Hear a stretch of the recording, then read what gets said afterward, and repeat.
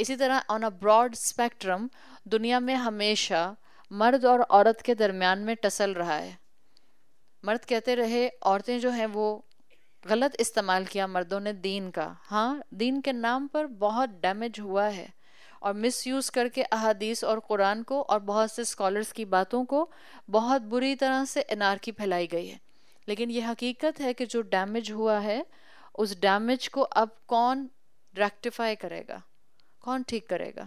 مسلمانوں کو علم حاصل کرنا ہوگا, مسلمانوں کو قرآن اور اللہ کے رسول صلی اللہ علیہ وسلم کی تعلیمات کے ساتھ جڑنا ہوگا اور دوسروں کی غلطیوں پر فنگر پوائنٹنگ کی بجائے اپنے آپ کو اچھا مسلمان بنا کر دکھانا ہوگا.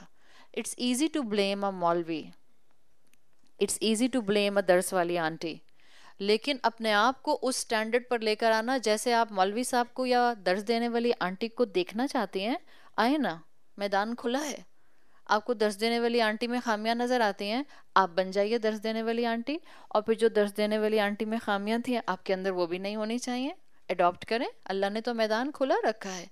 لیکن یہ ٹسل آپ کو ہمیشہ نظر آئی کہ مردوں نے بھی دین کو استعمال کیا بعض اوقات عورتوں کو ڈیگریڈ کرنے کے لیے, اور بعض اوقات عورتوں نے بھی مس یوز کیا کئی اینگل سے اور اپنے رائٹس کو غلط استعمال کیا.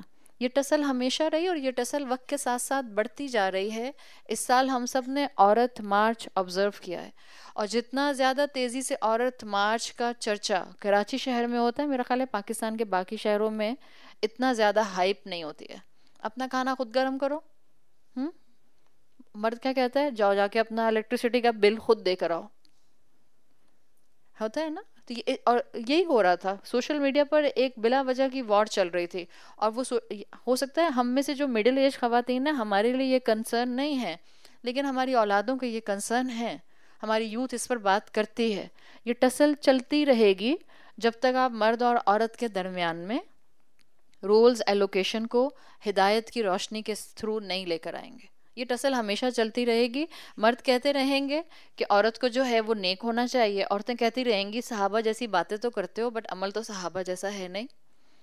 اور کانسٹنٹلی ایک بلا وجہ کی جو ہے وہ کولڈ وار گھروں میں چلتی رہتی ہے, خاص طور پر جب خواتین دین کا علم حاصل کرنے شروع کر دیتی ہیں.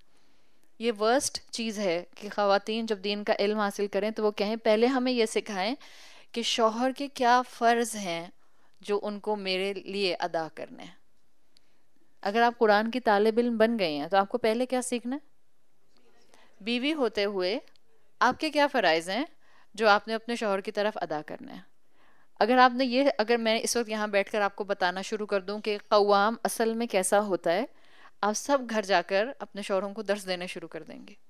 اور ہم بیٹوں کو اتنا درس نہیں دیں گے اس لیے کہ بیٹا آپ کے قابو نہیں آئے گا, ہم شوہروں کو درس دیں گے. آپ کو پتہ ہے قوام کیسا ہونا چاہیے, بڑا شوق ہے آپ کو قوام بننے کا, آپ کو یہ کام بھی آنا چاہیے, آپ کو یہ کام بھی آنا چاہیے, آپ کو زیادہ درگزر کرنا چاہیے, آپ کو زیادہ اگنور کرنا چاہیے, آپ کو زیادہ چشم پوشی کرنی چاہیے, آپ کو زیادہ عفو و درگزر کا معاملہ کرنا چاہیے.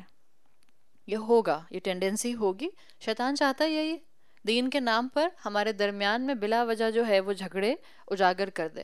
تو مرد اور عورت کی ٹسل چلتی رہے گی جب تک آپ ان دونوں کے درمیان میں ریلیجس گائیڈنس کو, اللہ کی دی ہوئی شریعت کو نہیں لے کر آئیں گے. اس لیے کہ بائی نیچر مرد ہو یا عورت ہم بائسڈ ہیں, ہم خود سمجھتے ہیں اس بات کو, ہم بائسڈ ہیں. Generally at the end of the day, سسرالی رشتوں کی بات نہیں ہو رہی, صحیح, generally at the end of the day مرد مردوں کو فیور کرتے ہیں اور عورتیں عورتوں کو فیور کرتی ہیں. ایک کورٹ میں اگر جج عورت ہے اور اس کے سامنے کیس آتا ہے, اس عورت کی ابھی 2 دن پہلے ڈائیورس ہوئی ہے جو جج ہے, اور اس کے سامنے ایک کیس لایا جاتا ہے جس میں ایک میاں اور ایک بیوی کھڑے ہیں, اور وہاں پر جو ہے وہ بیوی جو ہے وہ چاہ رہی ہے کہ اس کو خلا ہو جائے. جج کی ابھی 2 دن پہلے ڈائیورس ہوئی ہے. جج کس کو فیور کرے گی, مرد کو یا عورت کو؟ It's quite obvious, by nature we are biased.